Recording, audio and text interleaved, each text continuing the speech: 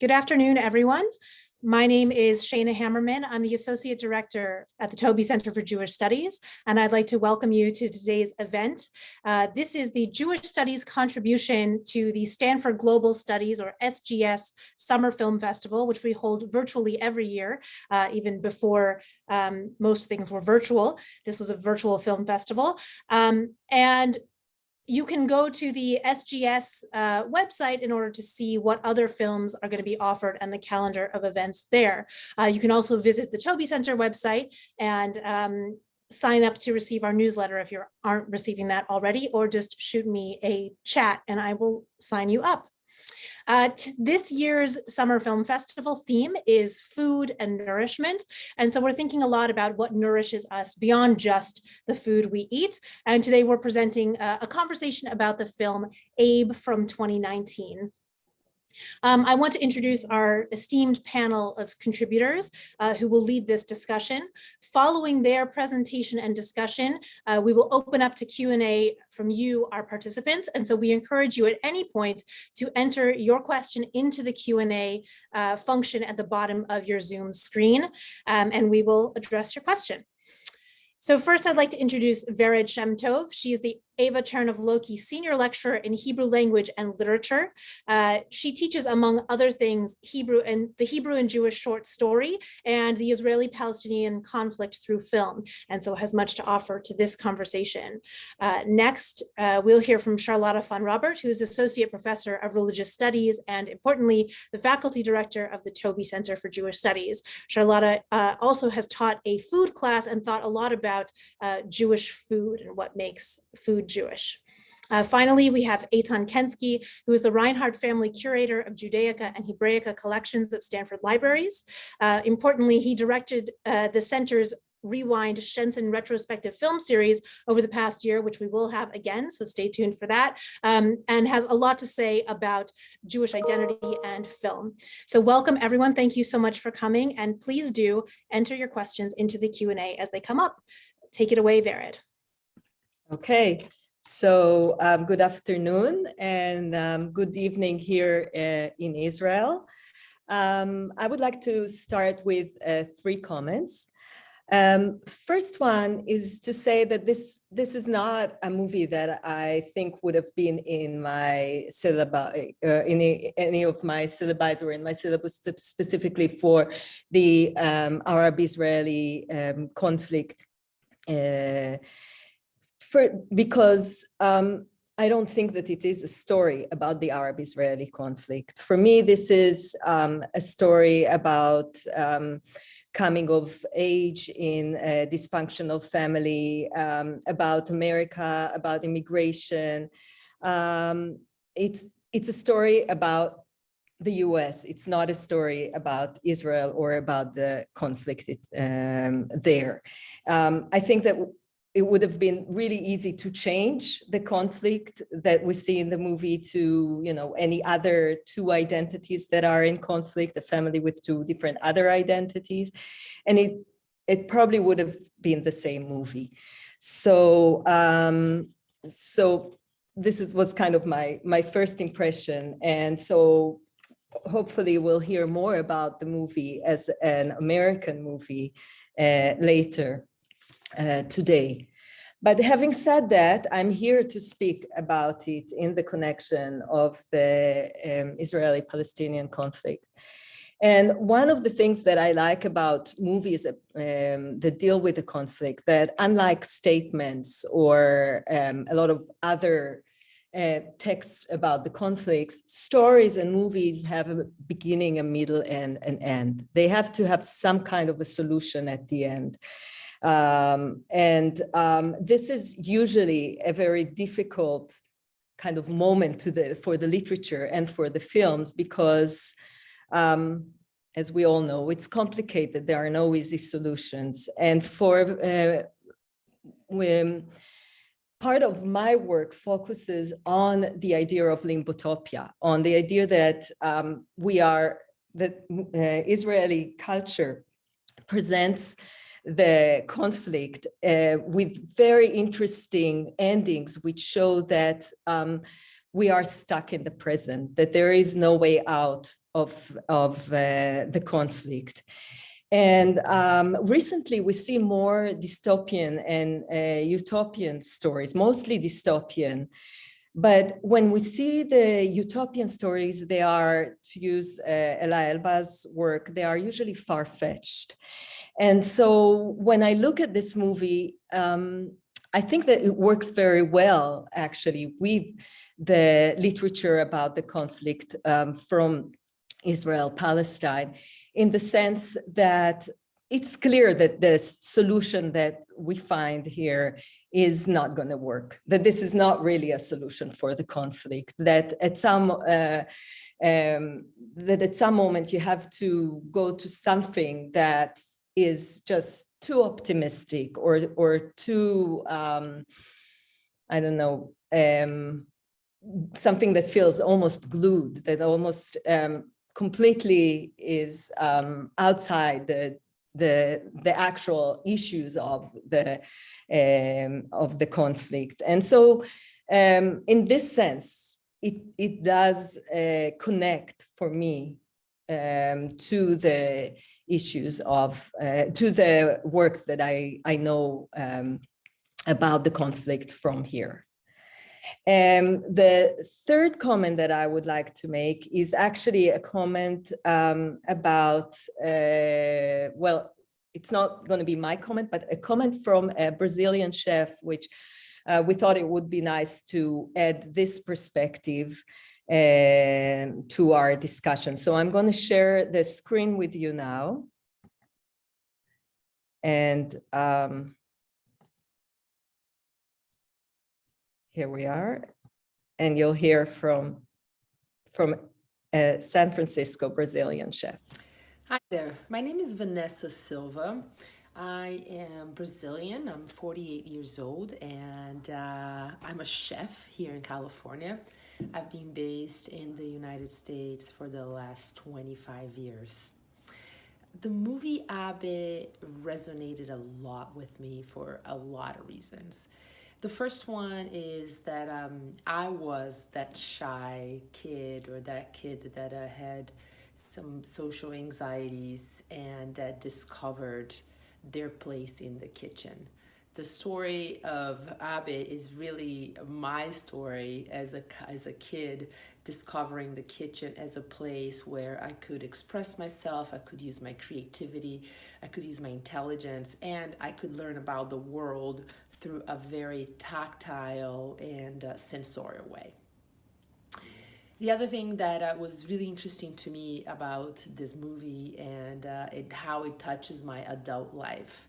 I opened this cooking school for kids, or I started this culinary program for kids, because I thought that it was really interesting to use the kitchen as a stage where kids can learn some of the basics of self-empowerment, of confidence, but also where it could be a fun, again, using that word, sensorial classroom.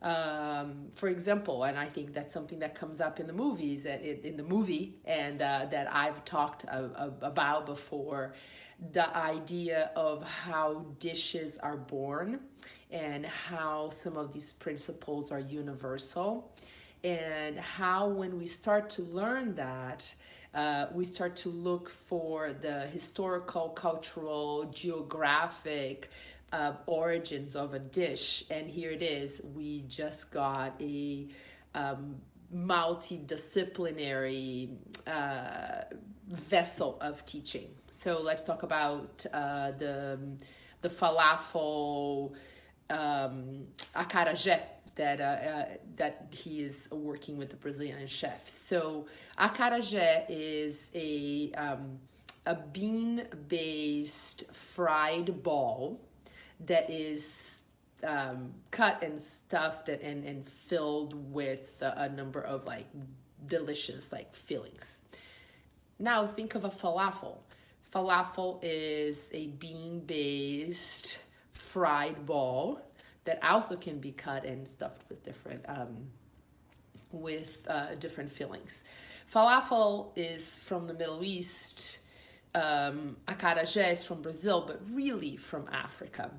And then when you start to look at what kind of beans are made, and like this is where I take the kind of journey I take the kids in. So let's look at the two different beans and like, well, are they natural or do they grow in different climates? If yes, does it make sense that the fava beans or the garbanzo beans, they're more Mediterranean, are used on the falafel, and the black-eyed peas that need a lot more heat and dry weather are being used in the acarajé. So boom, we just in really, really 2 steps, we connected geography, climate to the dishes. And when you think of like, let's keep on going on the falafel, and like I think, when I think of falafel, I think of hummus, and that's something that comes, and the hummus again is the sesame, the chickpea, the olive oil. These are all very, you can really narrow them to a region. And then when you look at the acarajé, is filled with dried shrimp, with this yuca paste or okra, with dende, which is the oil from a palm tree that is very, very equatorial and tropical. So just a little bit how culture, geography, location all folds into food.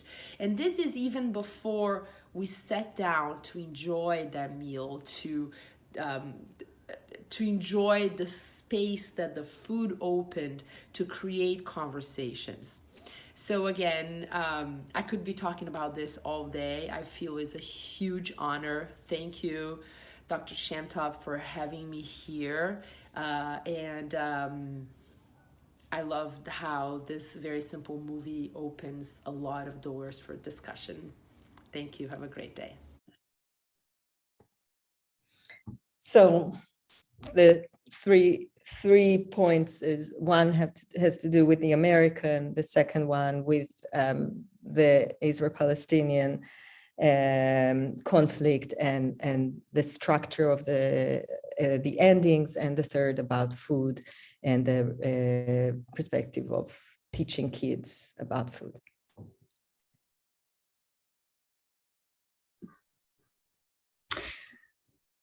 Thank you, Vered, and Vanessa, I guess. That was beautiful. I want to zero in a little bit on the topic of food. And I come at this from teaching a class on basically introduction to Jewish culture through food, through food history, through making food together, through slaughtering chicken together on Stanford campus. Like Vered, I think I'm not sure I would necessarily use this movie for that syllabus. Although now I would rethink this after hearing Vanessa to some degree, but I thought that that the way the movie approached food and food making left a little bit the aesthetics of it and the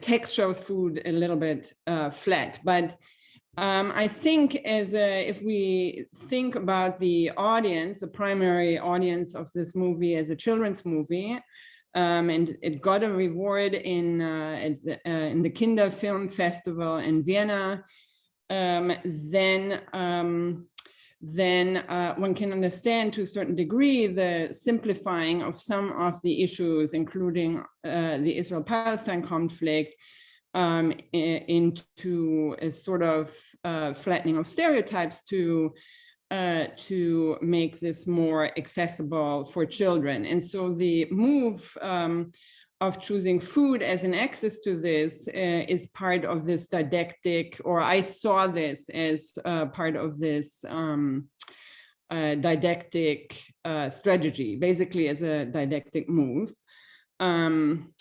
And so this raises a question a little bit on both when thinking about this through food, it's both a food as a mechanism, as a tool of division and separation, and as a mechanism of joining and sharing peoples. So first, a little bit about the division and separation, and then the latter part.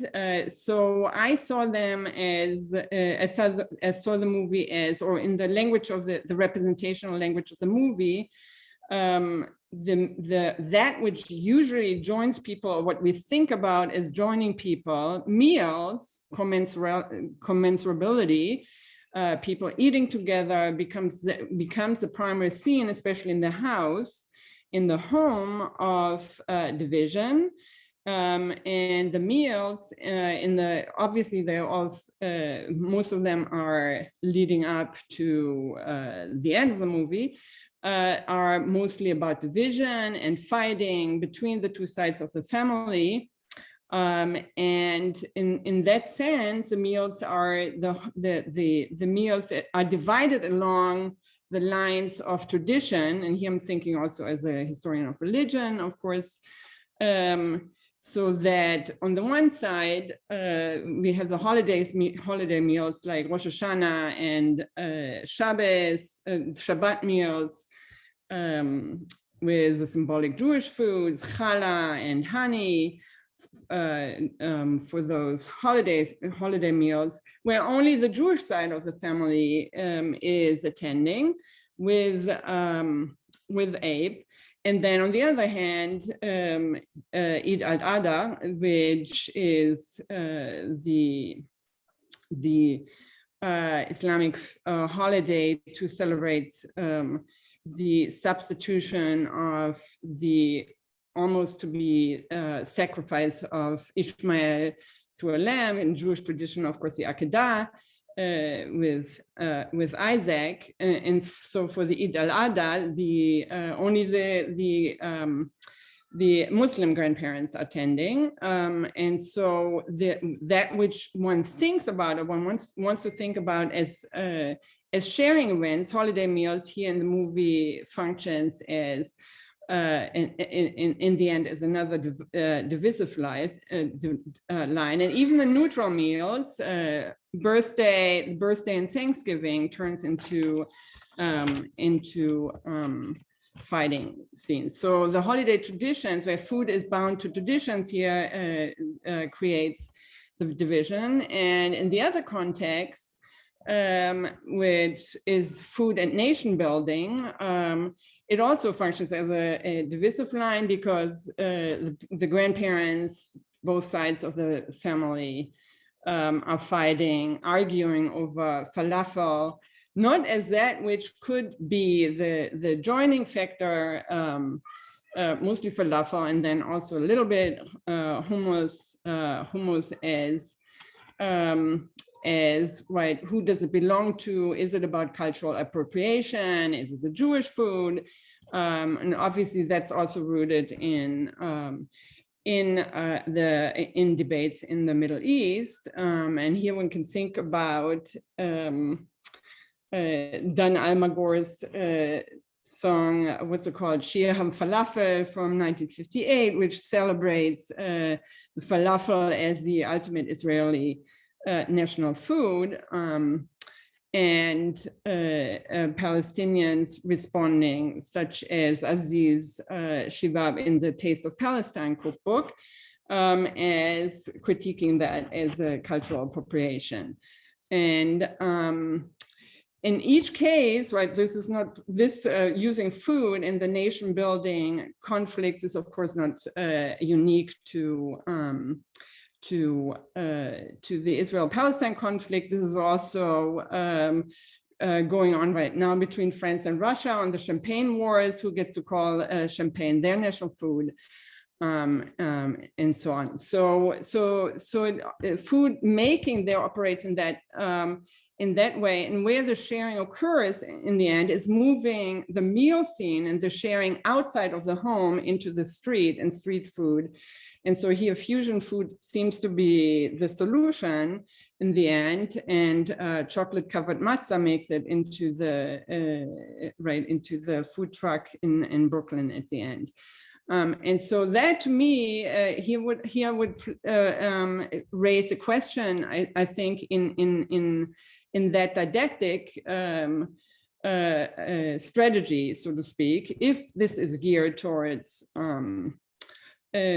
towards thinking about solutions to conflict through food, through food, is because in a certain way this is a super sessionist model, in that the fusion model of Brazilian food, the food of the other, becomes that which is where people can come together, rather than finding a mechanism where both come to each other through their respective traditions. And there one could have thought about, in terms of the didactic model, is that the meals, the traditional holiday meals, can turn actually into that which is what in part they're designed for, of hosting and of inviting guests into the meal. And so this is sort of pointed at a little bit in where Abe goes and visits the grandparents for the Palestinian grandparents for Eid al-Adha, and they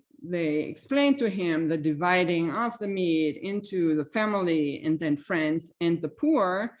And so that aspect is something that gets that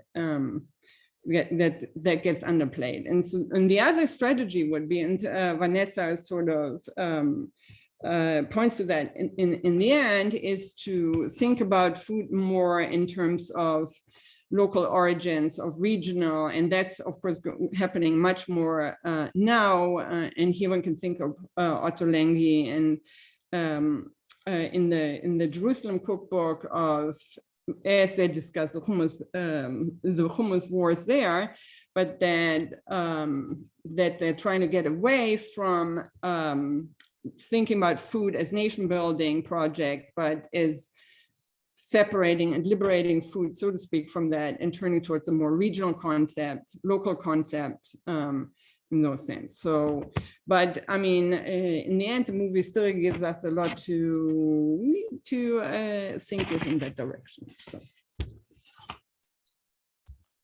So I asked to follow Charlotte because I also wanted to respond to this question of identity as presented in this film. I mean, this strikes me as very manifestly a movie about a child trying to navigate the world, trying to determine their identity at a particular age, at a kind of moment of decision making when he would have to choose whether or not to have a bar mitzvah, if indeed he wants to have a bar mitzvah. So it is a moment in which identity is really at question, because it has to be decided upon for religious purposes, if indeed it has to be decided upon. Now, I think what's interesting about this movie is that identity is, and the construction of American identity is, with immigrant groups, is something that we have been theorizing within this country for quite a long time.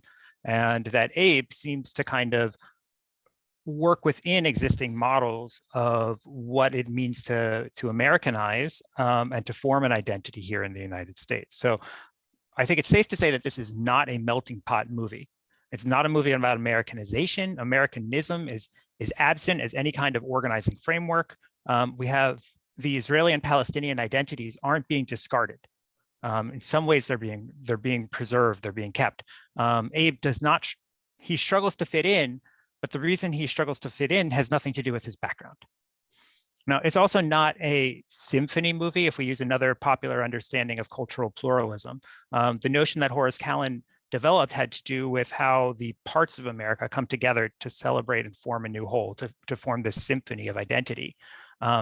Abe's food concept at the end of the movie, American Brooklyn, which is the phrase he gets from Chef Chico, it's not the meeting point of all of his various traditions, but really kind of something at the end of the movie that remains undiscovered and formless. Now, I think that the first part of the movie might have the most interesting take on identity and multiculturalism within this context, which is that it really points to a kind of superficial, commoditized multiculturalism. We have food media, which exists to amplify trends and raise the profile of various immigrant groups, just so that American consumers to come and sample them in the marketplace. This isn't any kind of meaningful joining, any kind of meaningful cross-cultural exchange. It's one of trend setting and tourism and kind of very quickly moving on to whatever the new thing, might happen to be. And if we're thinking about recent films and maybe do something similar, I think that the movie here resembles Bo Burnham's 8th Grade. Like 8th Grade, it really channeled the way that middle schoolers are reproducing the social media culture of people in their 20s and are stylizing themselves as influencers, as people with these brands, and in this case, putting it within the context of food media. So this brings up a question that I'd like to discuss with the group going forward, which is, what kind of movie is this and who is its intended market? Is this an American movie? Is it a global movie that's set in the US? I mean, this strikes me as being a particular kind of festival movie, and the kind of food market scenes mirroring and being allegorical for the film festival experience. So like Chef Chico's cuisine, it's exhibited in a pop-up environment designed for locals to experience, what the world has to offer them. And then it might play on a secondary market in the home. In this case, you could watch it on IMDb TV, with ads, or get it from your local library. But this is very much where these movies then go, as opposed to going into the theater. Now, I think if we want to figure out what identity model it's working with, it's probably safe to say that it's a movie about intersectionality in some regards. And the narrative emphasis here is placed on the tensions of the kind of competing identities that Abe is cycling through, rather than any kind of stable identity formation that's put together in the combination. So the movie has a very schematized map of intersectional relationships. Grandfather and uncle, Israeli. Other grandparents, Palestinian. Father represents atheism. The mother as a kind of spiritualism. And the interesting thing is that Abe wants to be all of these things at once. And the movie is going to ask if that's possible. And I think it's worth noting that the movie kills off the Jewish grandmother, since she clearly exerted the most force on Abe's life. And if she'd been there, maybe the choice of identity would have been a little bit too easy. That's just a narrative observation. Now, the one thing this movie seems to be totally uninterested in actually confronting and thinking about is American Jewish identity. Here, American Jewish identity is represented two ways. We have cyberbullying classmates, and we have very bland bar mitzvah food. The notion of identity is not something that could be very compelling. The Jewish food that Abe gathers are challah and chocolate-covered matzah. I would purchase chocolate-covered matzah at a food fair, but I think it's notable that this film takes place in New York, and there's no real trace of any kind of Ashkenazi culinary tradition. To quote a popular commercial, where's the smoked fish? Where's the pastrami lox? But I think one thing for us to really consider, and I think this is where Vanessa's framework was very helpful, is whether or not the notion of fusion cuisine is intersectional or how it's not intersectional. And to ask ourselves how we feel about the concept of fusion at the end of the film. Does this movie have a kind of positive notion of it? Is it actually something capable of bringing cultures together? Is it ultimately reductive? Again, what does it mean to be American Brooklyn? And how does that relate to the notions of culinary connection that the film has been embracing? So I think it's telling that Abe's successful fusion dish is a lamb shawarma taco. Now, in some regard, Korean tacos were the emblematic food of the early 2000s. They came at the nexus of two different trends, fusion cooking and food trucks. But Abe Shawarma's taco is offered in this vein. But I think the reality of it would have been much more interesting, and that it could have actually been presented in a much more radical vein as an undoing of fusion. That tacos al pastor, an authentic dish, was created in Mexico, probably by Lebanese immigrants.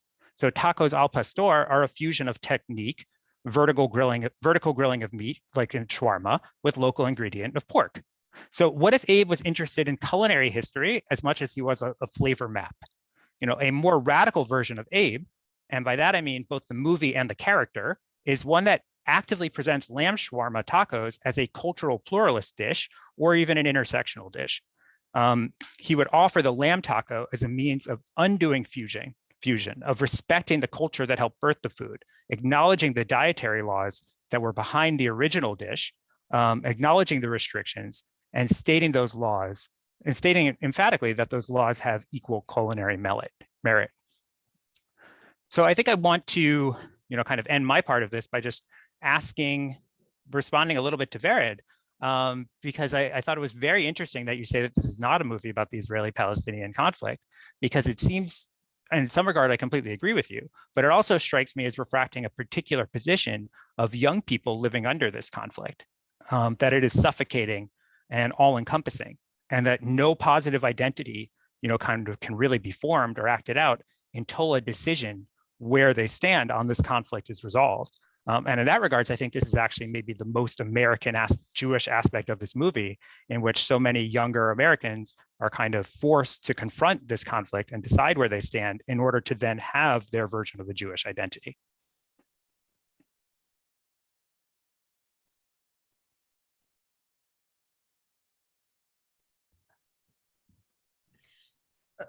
Maybe just a comment to say that I completely agree with you, Eitan, that that this is, if it is about the conflict, it's about how the conflict is seen by the American children that need to deal with the conflict growing up, rather than the conflict itself.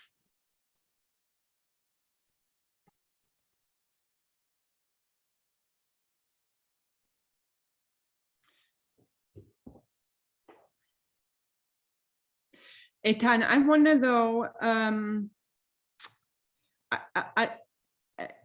right, I guess also back to Vered in part, right, because I thought that the American backdrop was sort of in the end insignificant, right? It didn't need to be, it happened to take place in Brooklyn, but it might arguably just as well have taken place in San Francisco or anywhere, right? It just needed to be somewhere outside of the territory itself of the Israel-Palestine conflict, so that it could focus on this through identity, singularly through food, as right through the food scene, and then come up with that solution of fusion / intersectionality of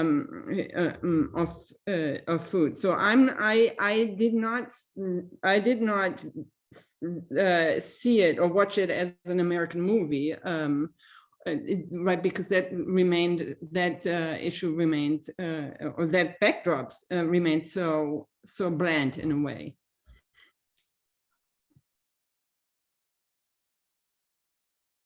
I think that's right. I think it's a very undeveloped part of the movie. I think that there are, and again, this is why I suggest that this is a movie that's kind of for a global marketplace, that's designed for certain film festivals and maybe other programs. I realize there's a meta element if we're talking about this as a summer film festival, discussing how this is very much a film festival movie, but really that is a kind of a genre of film that we have in this country. The movies that come here that don't get theatrical releases, that you can only see at a festival or only see on a streaming service thereafter. And what is it about those movies that makes it such that that's the only context in which that we can, really encounter them? And in this regard, I think it's because it, one of it is its nature of multicultural relationships, and that it doesn't feel rooted into a particular place. As we say, you say this is a Brooklyn family, and the only thing Brooklyn about it is that he lives near a subway and he could leave. He can kind of get away with doing these things, or also that Brooklyn has a thriving food media culture. This movie could easily have taken place in San Francisco. It could have taken place, in Boston, or in Chicago. Probably, saying that this kid got on the light rail in LA would have been too unbelievable. They would have had to come up with a different way of him getting around. But otherwise, there's nothing essentially Brooklyn-ish about the movie, despite the fact it takes place in Brooklyn.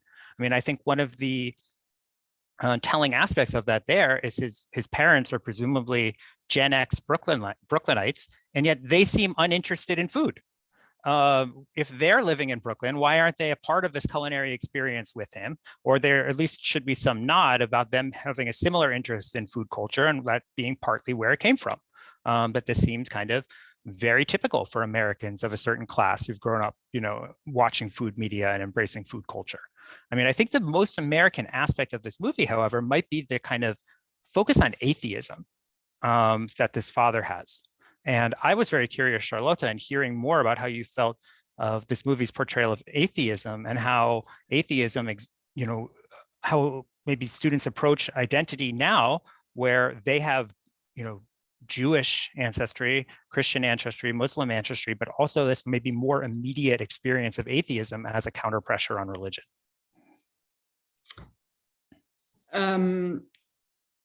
That is so interesting. I mean, I think the father's atheism in the end also remains flat, right? Because it's just the negative to the mother. The mother is trying to instill both the parents actually don't fill out what they want to bring across to the kid, right? Because the father in the end, sort of his option coming from his quote unquote atheism would be an a-traditionalism, that I don't want to have any of this, right? Any of the traditional meals, anything that sort of is connected to the religious tradition on either side, transmitted to the kid. And the mother, to some degree, Rebecca, she has some sort of, well, I mean, I'm not sure it's even spiritual. She has some sort of, right, yeah, right, family tradition of Shabbos meal. So, I mean, I guess to a certain degree, one could read the father as that's somewhat of the how do we call them? The nonas, the nuns. The nuns that have no religion, rather than being positively atheistic. The father sort of wants to, or projects that he is being, right, that is some sort of stand to take, construct. I mean, it's not just but how that's supposed to work doesn't come across in a way. So, and the nuns, that becomes a choice that in the end, right, is also not really a choice, because then it becomes filled with, in the movie in any case, somewhat with the fusion intersectional solution as that which fills then, right, the void. I assume. I have a couple questions for you, and then some from the attendees as well. My first one, I think this is both for Vered. I think it's actually for all three of you. Does it matter that the grandparents are Israeli, or does it matter that they're Jewish? Would it have been the same movie if they were Jewish American grandparents, Ashkenazi grandparents, and not Israeli? And I guess the same could be asked of the Palestinian grandparents. Does it matter that they're Palestinian and not just, say, Muslim from any other kind of national background? I mean, my answer is yes. I don't know what Vered will say, but I think that's what actually makes this a movie about the Israeli-Palestinian conflict and its impact on people who are far away. If they were to have American Jewish grandparents and, say, Iraqi Christian grandparents, it would be a completely different movie. Or Egyptian Muslim grandparents, it would be a completely different movie. If they were American Jewish grandparents, it would have had to have a vision of what it means to be rooted in the United States for a period of time, as opposed to what it means to be a relatively new immigrant who's come to this country, brought with it a kind of national identity and a vision of the past, an Israeli narrative of what it means to be Israeli, and then have a daughter, however, then have later children who are a little bit more Americanized and a little bit farther on that journey. But again, with the dominant viewpoint being this Israeli narrative and this kind of decision that they'd given enough for the country and no longer have to send a child to fight in the military. And same with on the other side, having it being actively Palestinian, that this is a part that what they really want to get back to is this notion of these people came from the same place and yet they're so far apart, but they can come back together in Brooklyn. However, it has no notion of what Brooklyn is in order to bring these people back together. Yeah, I think there's a French film called Mauvaise Foi, Bad Faith, and it's about a French Ashkenazic Jewish woman who gets together with I think he's Algerian Muslim man. And so the question is really about how, and so the conflict is that it's a Jew and a Muslim getting together. So how deeply embedded is the conflict in just simply the identities of being Jew and Muslim, and not about national origin. And so I think part of what you're saying, Eitan, is that this is about national origin because it has to do with rootedness and immigrant stories, and not just those identities. Bad Faith is, I think, a better movie, but it has a similar kind of simplistic view of how conflict is resolved and what needs to be done to bring families together. But it's interesting to see the conflict separated from the national identities. Go ahead, Vered. Just wanted to mention the book, All the Rivers, and it's one of many stories that come from Israel and take place in the United States as a place in which the conflict can be resolved, at least between two lovers or, small groups. And so there is something about, coming to America and things can be resolved where in Israel they would not have been able to be resolved. But the idea that that the parents need to be Israelis and have a certain narrative and have a certain political view, I think is closer, even though there are no Jewish American, they are as close as could be to the stereotype of what Jewish American are. So. I think in terms of people coming together, to pick up on what Vered said of this genre, the people who come together are the parents who are now splitting apart. They were the ones who got together in order to decide whether or not they could have this child. And this kind of belated revelation that the grandparents felt that this was impossible and this was a horrible mistake, kind of forcing Abe out of the household. Hearing this being, while he's doing his Thanksgiving meal, just being too much for him to bear. So, but it's worth examining, I guess, exactly who got together. It wasn't necessarily the Jew and the Muslim who got together. It was the spiritualist and the atheist. It's this person who kind of understands religion as a metaphor, and the idea of heaven as a metaphor for living a good life on earth, and this person who is very actively against the tradition. That not just non-practicing, not just necessarily a nun. I actually think he's a very active atheist in that he very much wants his child to not choose any religion, to kind of not obey any dietary laws, to make sure that his son is going to have pork, because that is what it means for him to have no religion.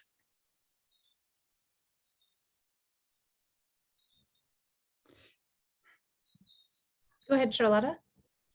Yes, I'm thinking with Eitan, and I think I agree to that. And I think the only way for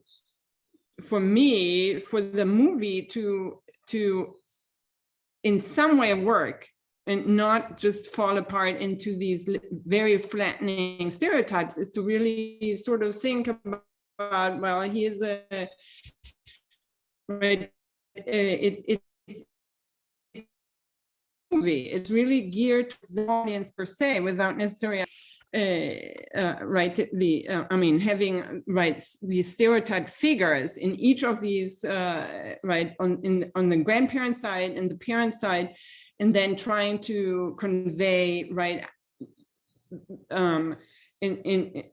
by those narrative means how to he has the various positions vis-a-vis the conflict, including the last one, the outsider, so to speak, Chico, who helps to mediate this. And so, because otherwise it becomes very sort of then it becomes very flattening.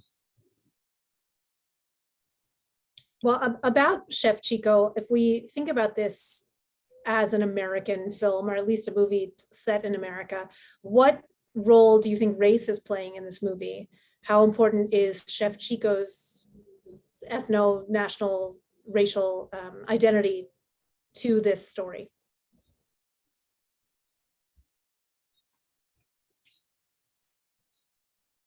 I mean, I think his identity as an immigrant is obviously very crucial for this. I'm trying to think about how important it is to the Brazilian specificity. I mean, obviously that connects us to the director, who is in his personal life, has a mixed ancestry, and who is Jewish on his mother's family side and of Catholic or descent on the father's side. And I listened to an interview with him, the other day, and it's clear that he self-identifies as a Jew, but also shares a lot of the kind of positions that Abe does of trying to balance cultural integrity. And also in terms of if you pin him down on his own religious beliefs, his religious beliefs are actually closer to the mother in terms of seeing things in metaphor, that the work of Joseph Campbell was particularly enlightening to him after it had been recommended to him by a psychiatrist.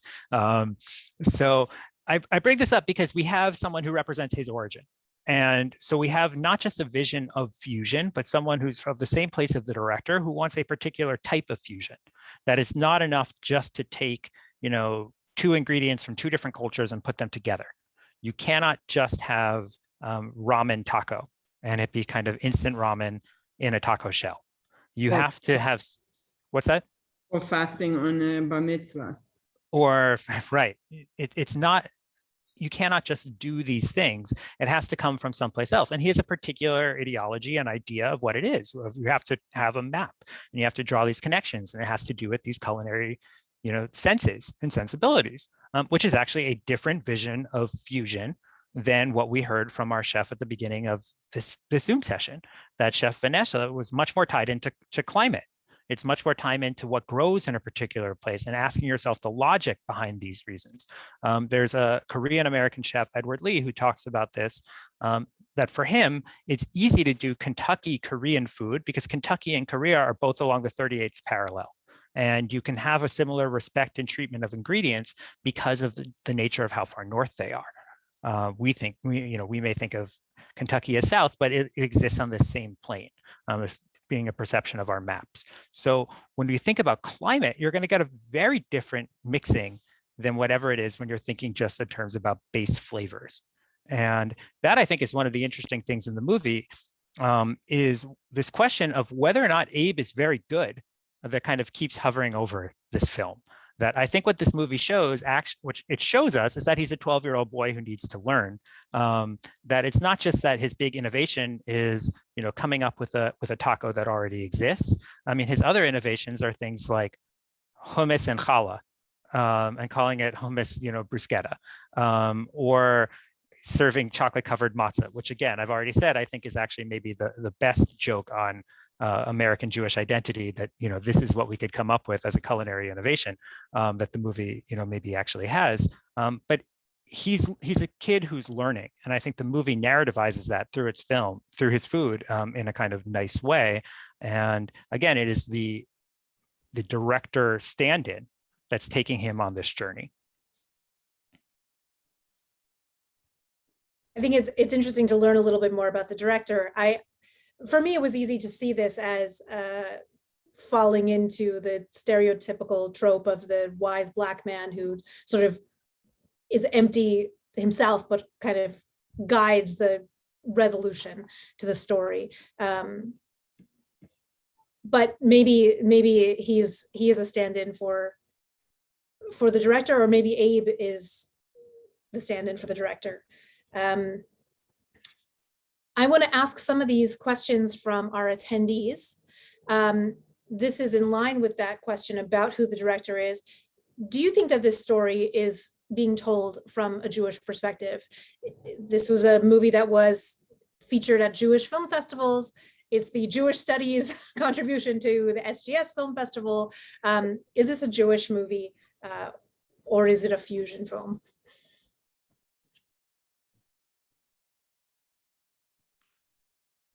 I also felt that it's a Jewish movie, or is presented from a Jewish perspective. And part of their idea of fusion, and that I think is something that I would like to ask Charlotta, but it's with what is Jewish food really? I mean, Jewish food comes from different places. It's a fusion. Often like Jewish languages, it's not the Jews came to the Middle East and suddenly did something that they were never done before. right? It's not that all over the world there is the same kind of Jewish food. And so for me, the kind of fusion is, I mean, the idea of thinking about food and how do you relate to the place that you're in through this kind of fusion is Jewish. But I would be interested in hearing what Charlotte thinks, because that's her expertise.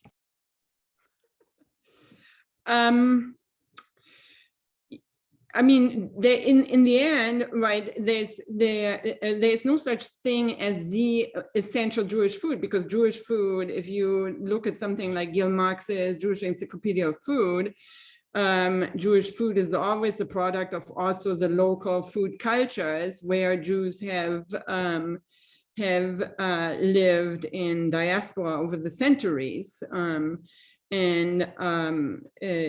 Right, so Ashkenazi food is in no way more authentic than Middle Eastern food, more authentically Jewish than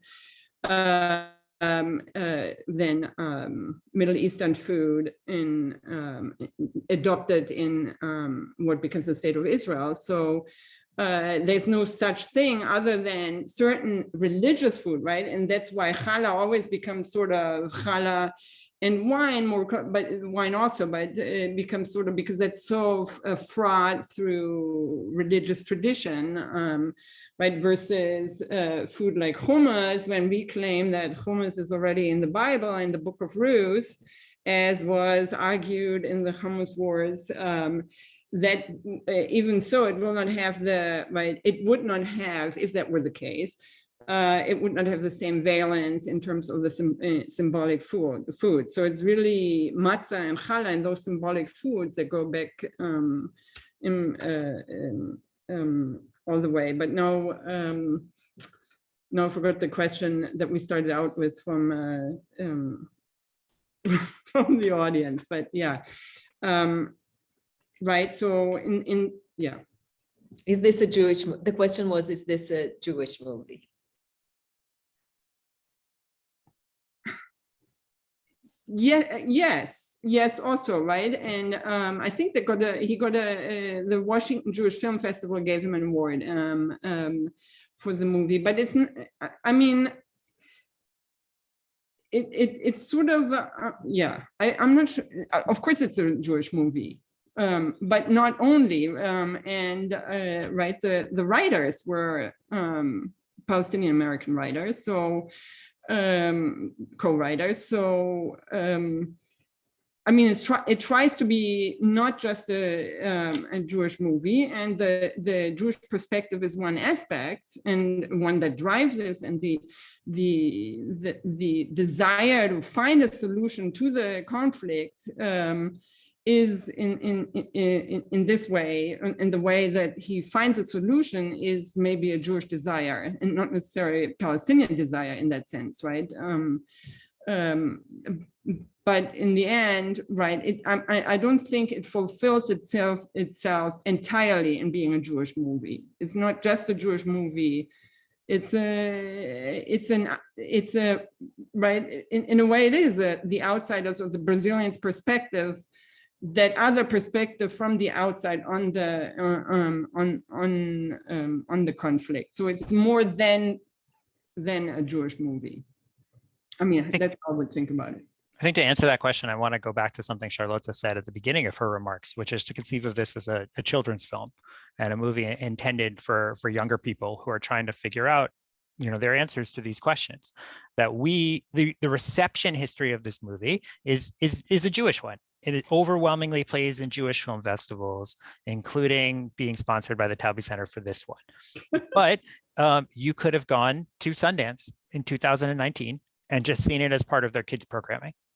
And that this was nurtured in part by the Sundance Institute. So we're talking about something that started in origin as, perhaps relating to Jewish questions and being related to this is Middle Eastern conflict. And I'm going to agree with Charlotte completely that the way it imagines a resolution or imagines the possibility of of a resolution to this conflict seems innately Jewish and linked into that Jewish side of this. Now, I think it's telling that the movie leaves any kind of solutions to how the family put things, together and set things aside off screen. It cuts over them. There's the night when he runs away, the family has their food together, but then presumably time passes before he's cooking again, and yet the family has completely come together. So either that you need a kind of mutual trauma in order to have a kind of connectedness and togetherness, or that it is just kind of, it has to be off screen because the movie can't imagine a solution that'll exist for everyone. But it is closer in that regard to the Jewish perspective. And I think even starting with this premise of he is 12 and he has decided that he is going to have a bar mitzvah, which I think one of the questions is about, that sets it within the Jewish ritual cycle and within the Jewish ritual year. That now is the time in which his Jewish identity needs to be claimed. And he's trying to do it in an intersectional way of saying, I'm not only choosing Jewish identity, I'm also choosing these other identities, and everyone's kind of rejection of that concept. Yeah, and I think that, he repeats twice in the movie, some people call me Avraham, some people call me Ibrahim, I'm just Abe. That's what I like best, right? So that's his that's where he lands, but I don't know if we're clear at the end if he's going to have a bar mitzvah, and one of our attendees feels that there's this casual desire to have one without any preparation or learning or understanding of Judaism. And we can't know where this kid ends up. So many of these sort of intermarital conflict movies are just about the couple and where they land. We don't usually see it from the child's perspective that they inevitably, right, are going to produce. So in that way, it's sort of a unique take on this story, but it's hard to imagine who Abe is in relation to his Israeliness, his Palestinianness, his Jewishness, his Muslimness in 20 years, when he's an adult and making decisions about what rituals he engages with, if any.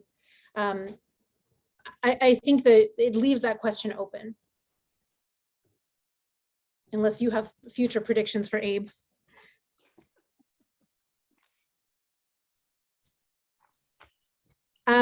We should just about wrap up here. There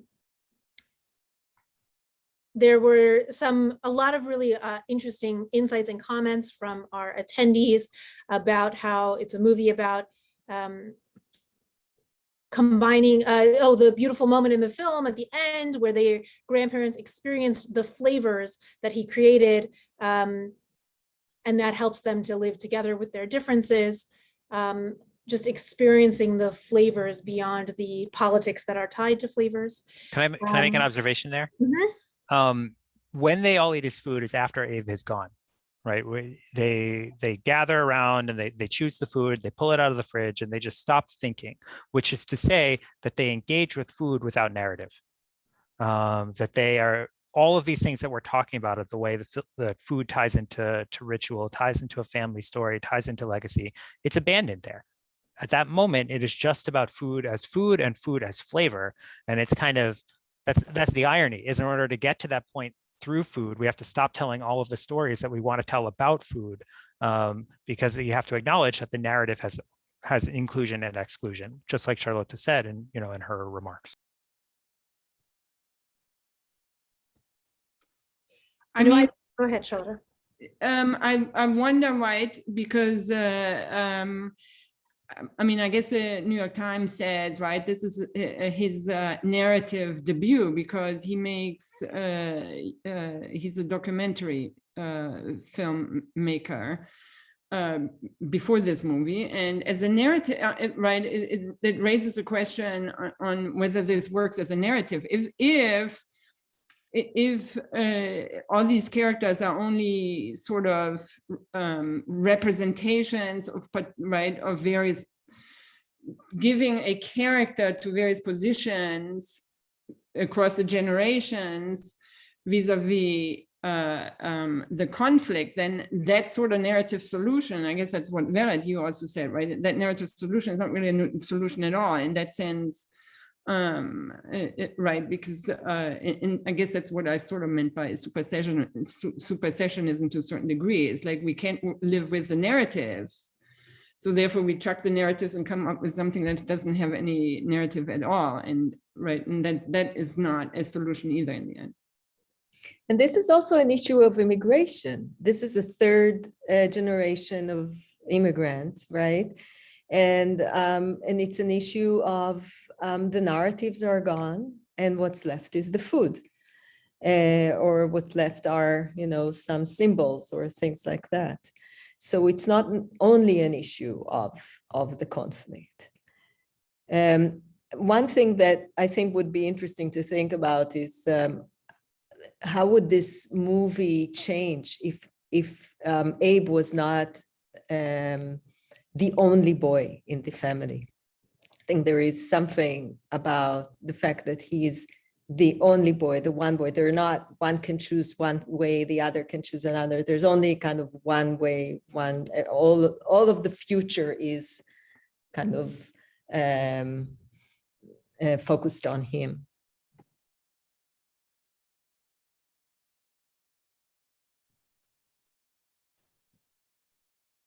All right, I think that it is time for us to wrap up the conversation. I think that in spite of the fact that you wouldn't assign this in your classes and that this is a simple children's movie, maybe too simple in a lot of ways, we certainly had plenty to discuss. And I am so grateful to Eitan Kensky, Charlotte Fonrobert, and Karti Shemtov for your participation, and to all the attendees who came and listened to this. And we will be posting a recording soon. So thank you very much. Thank you.